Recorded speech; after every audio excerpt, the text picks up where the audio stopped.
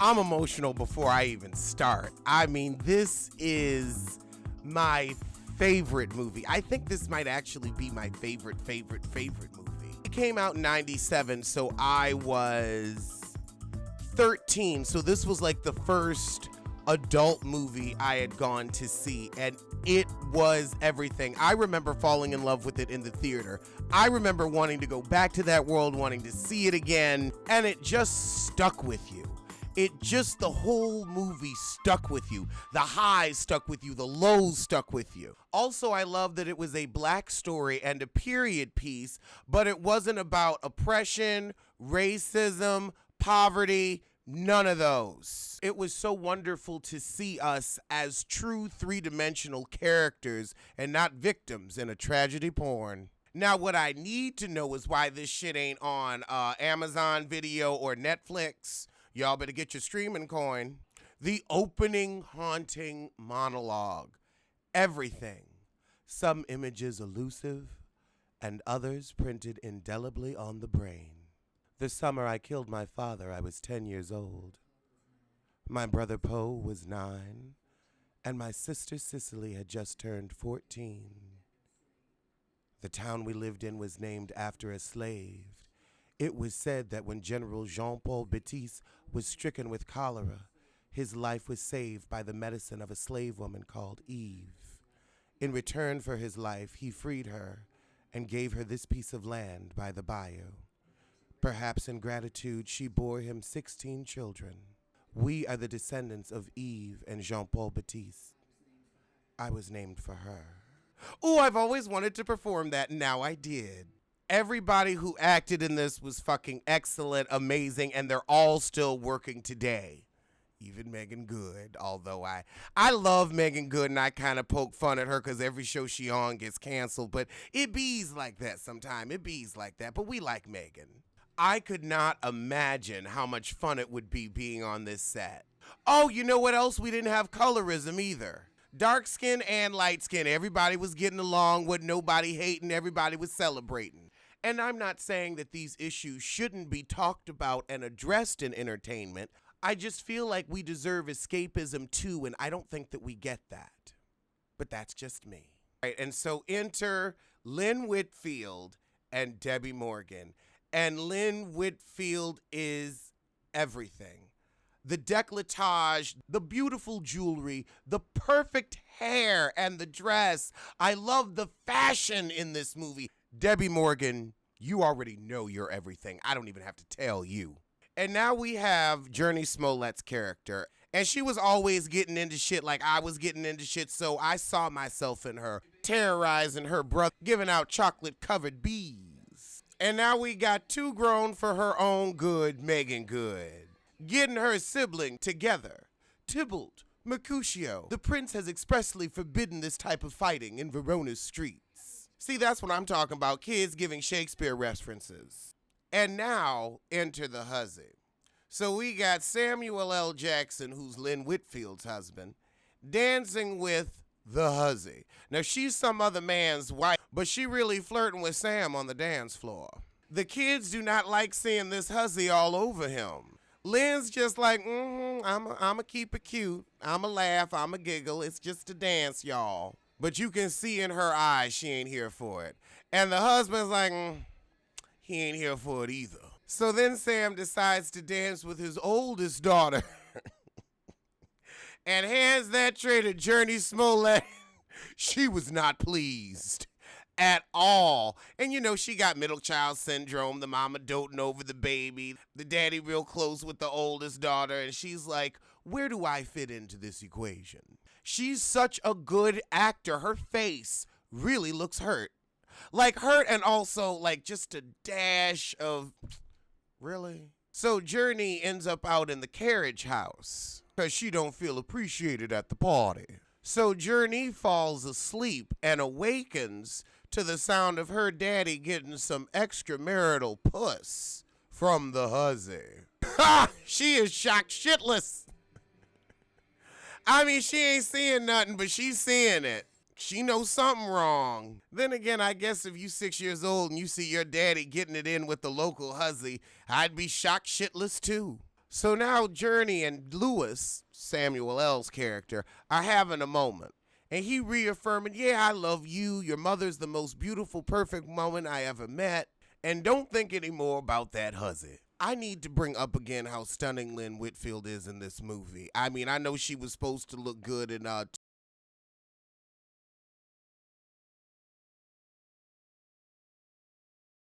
but I didn't really care for those fashions. But this is just so elegant, so regal. So now upstairs we have Eve and Sicily going over the events of the evening, and the huffing, and the heffing. Now Cecily ain't ready to believe that her father's gonna heff on with a hussy. And so now Journey upset that Cecily ain't believing her. And Cecily cooks up a whole new memory, a lie, for Eve to tell herself so that she don't have to deal with the real. So now Henry drunk and Moselle gotta drive him home. There's almost a skirmish, but it's a drunken family-friendly skirmish, so it ain't that big of a deal. Cicely is trying to be so grown. So Eve goes to bed and has an odd dream vision and wakes up the next morning and Uncle Harry has died in a car accident. Moselle's husband. And this turns out to be the third husband that Moselle has buried. So Eve goes by to cheer up her aunt, who also has a nice house. I couldn't imagine burying one husband, much less three. I'd be a wreck. So Eve asked Moselle, so which husband did you love the best out of the three? And she said, well, they were very different. One was very handsome, one was very smart, and one loved me most of all. That's a very interesting thing to say. He loved me most. Not I loved him most, not we loved each other most, or our love was the deepest, but he loved me most.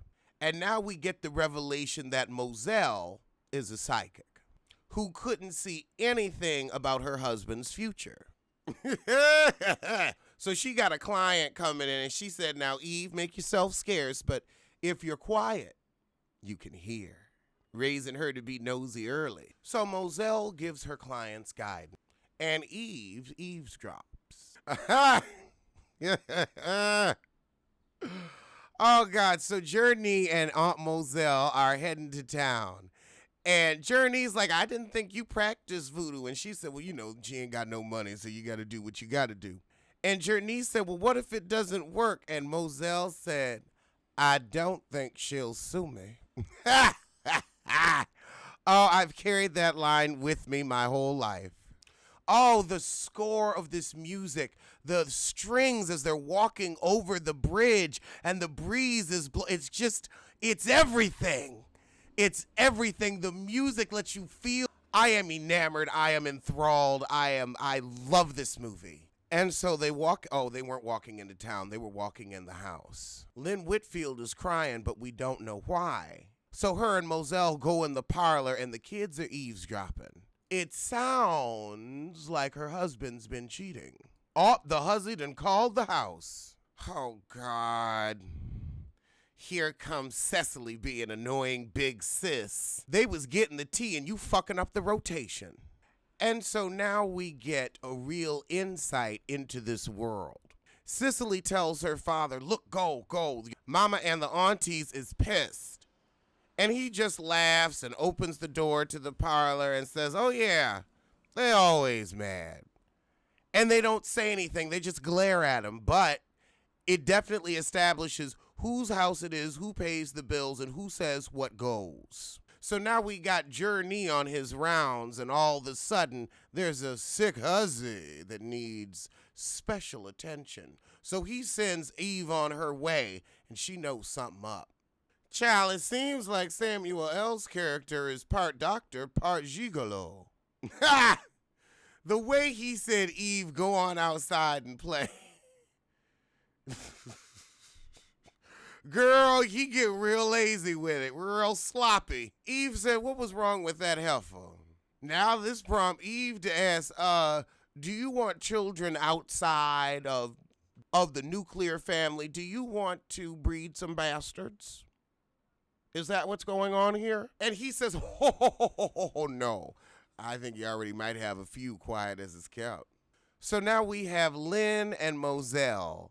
in more fabulous dresses. Oh, I mean, the style, the detail, just perfect. Hair, done. Lynn looks so royal in this purple. So Lynn says, I wonder what happened with that woman. I guess he fixed it, meaning he probably went over and gave her an abortion. And Lynn Whitfield gives us a beautiful monologue about the process of disillusionment with those you love. So now we're at the market, and the ladies decide to get their fortunes told. Moselle said, but not by her. Ha ha ha! She said, I am a psychic counselor. She is a sideshow attraction. Diane Carroll, this is amazing. So Diane Carroll tell Lynn, in 3 years you're going to be happy again. Just sit tight. Sit tight. And she's like, sit tight? Really? I paid for sit tight? Girl, I guess. And now here come Debbie Morgan. Lynn was not pleased.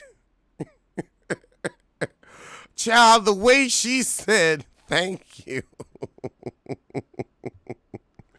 I mean, damn, girl.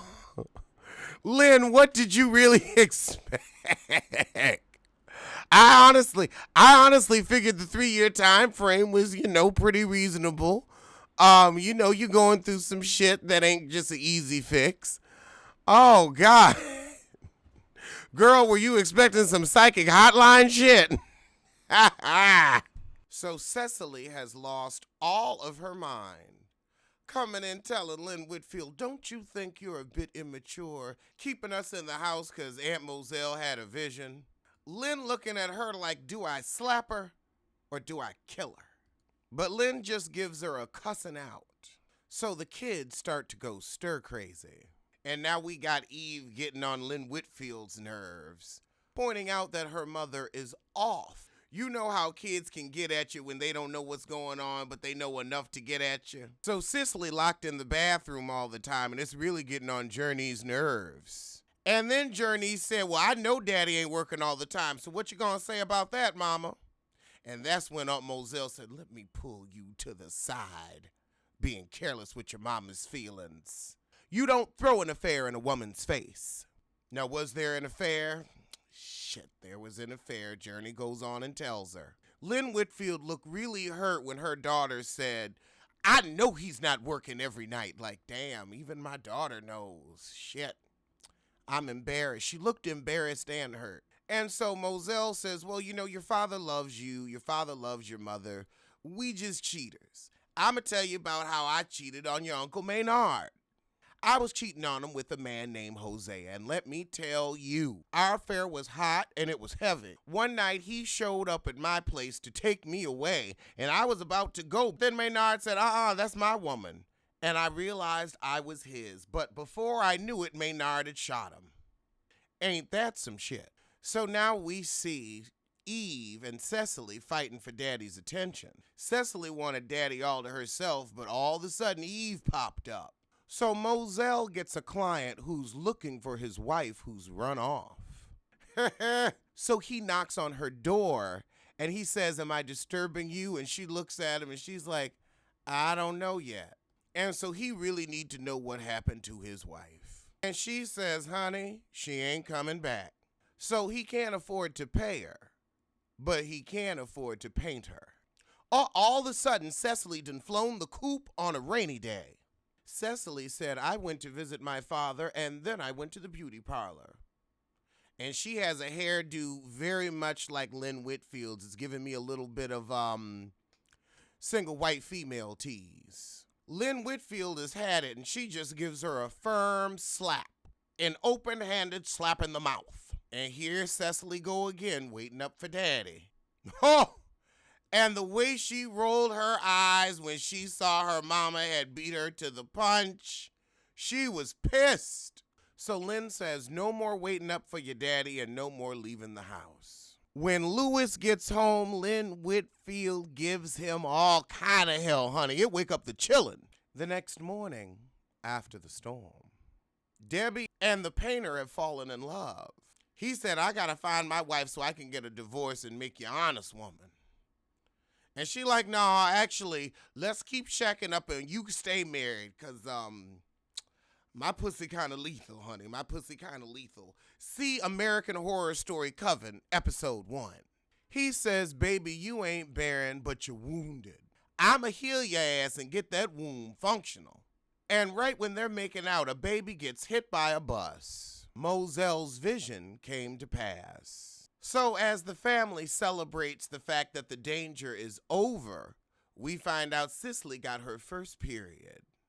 And of course, Eve gonna run and tell that, and that ain't something you run and tell. Ooh. And Eve knew how to get Sicily too. She didn't say, I'm gonna tell. She said, I'm gonna tell Daddy. And that sent Sicily into a rage.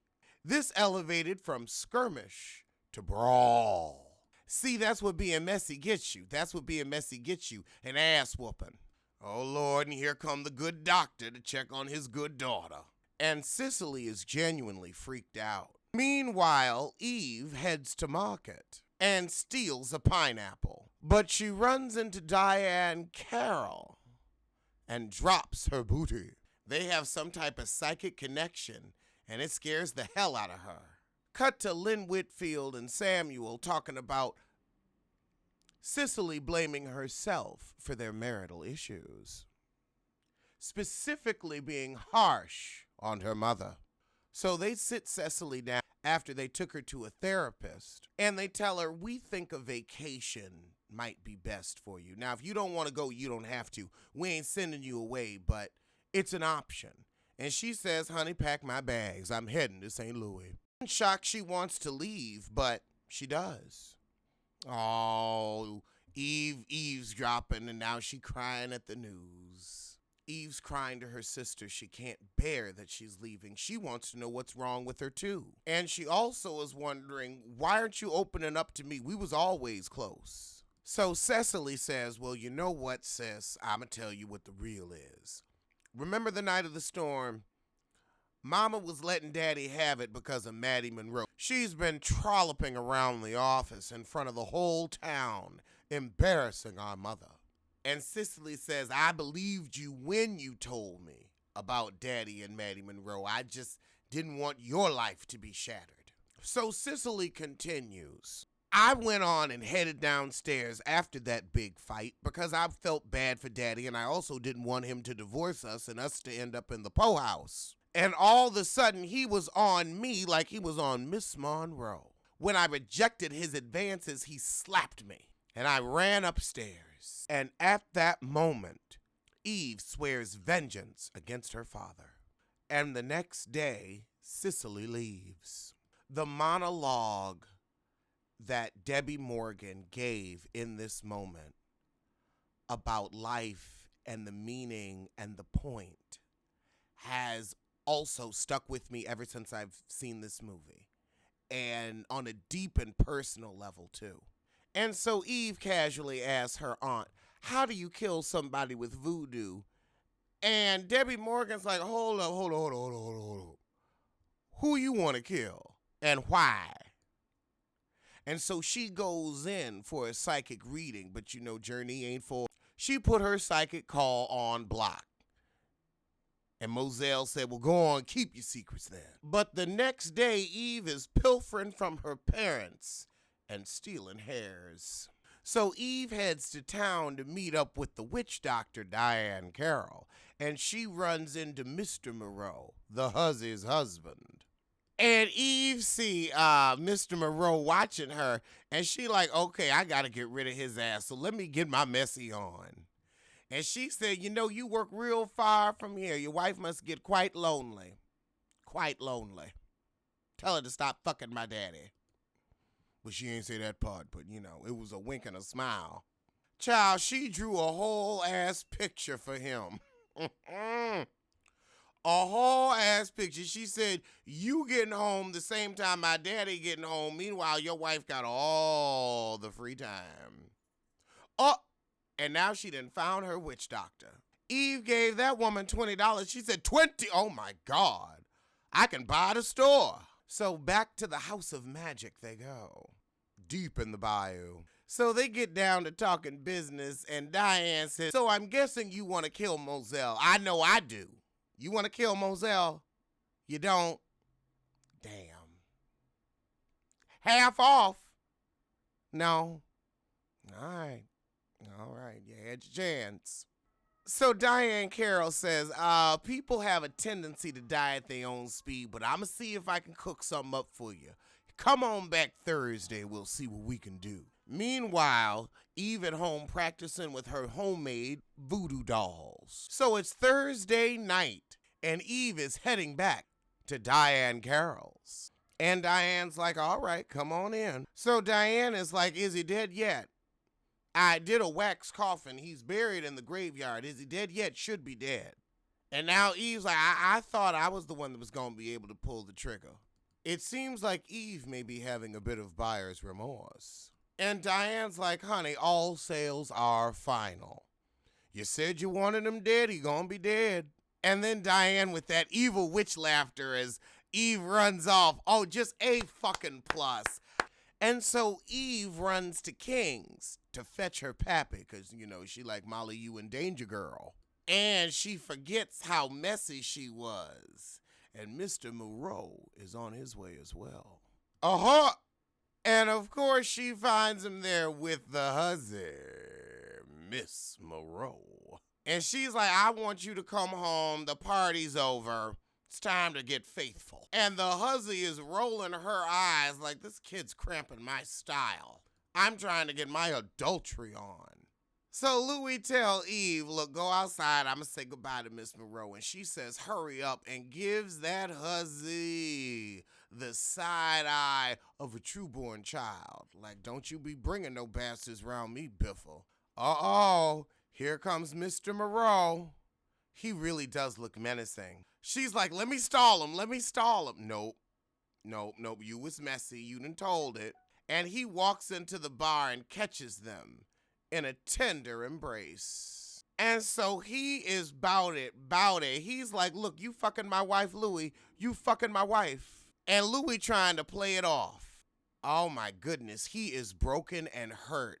See, the bad thing is he fighting over a hussy that don't want him no way. She turning around looking at him. And Louis has that last drink, too much drunk courage, and heads on outside with Eve.